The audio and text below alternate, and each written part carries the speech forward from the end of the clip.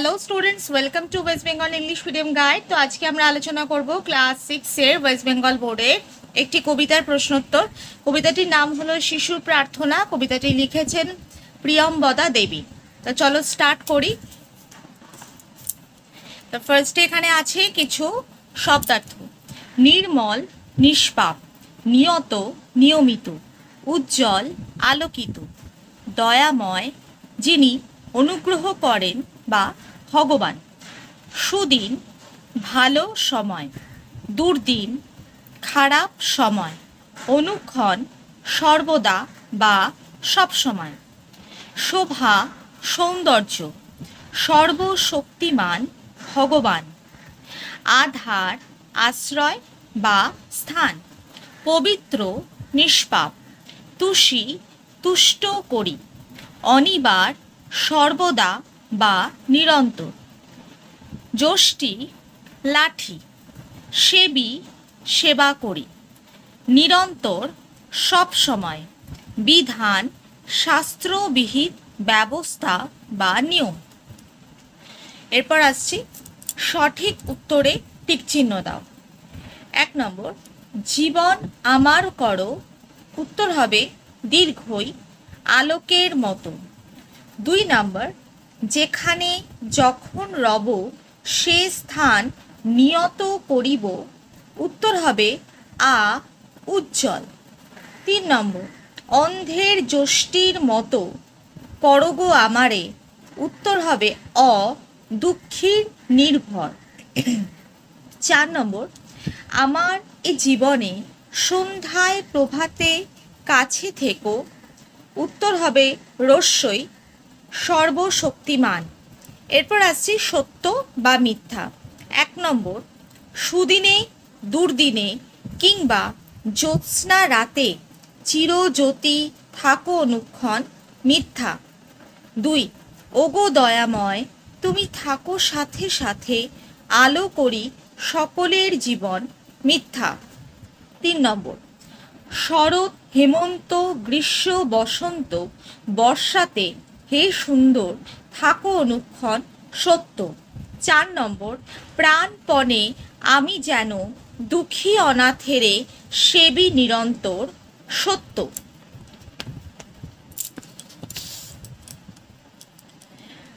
আচ্ছা, 4 নম্বরটা রিপিট হয়ে গেছে, আমি 5 নম্বরে চলে গেলাম। ওগো দয়াময়, তুমি থাকো সাথে সাথে, প্রাণে বল করহ বিধান, সত্য।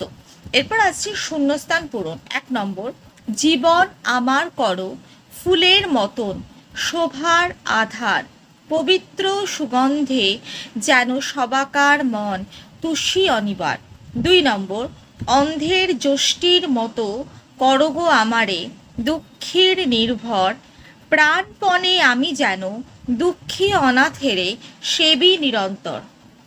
এরপর আসছে মিল করো। শোভার আধার, অন্ধের যষ্টি, পবিত্র সুগন্ধ।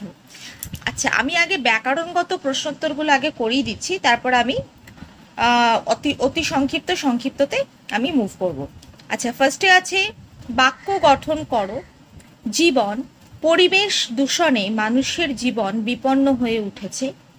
সুন্দর, বাগানটিতে সারি সারি সুন্দর লাল ফুল ফুটে রয়েছে। অন্ধকার, শিক্ষার আলো দিয়ে মনের অন্ধকার দূর করো। সুদিন, দুর্দিনের পরে সুদিন আসবেই। পবিত্র, শিশুর মন ফুলের মতো পবিত্র হয়। পদ পরিবর্তন।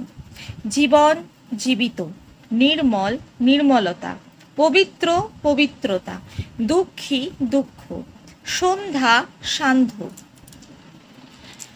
বিপরীত শব্দ। জীবন, মরণ, সুন্দর, কুৎসিত, উজ্জ্বল, অনুজ্জ্বল, আলো, অন্ধকার, সুগন্ধ, দুর্গন্ধ। এরপর আছে এক কথায় উত্তর দাও। 1 নম্বর, আলোচ্য কবিতাটির কবির নাম কি? প্রিয়ম্বদা দেবী।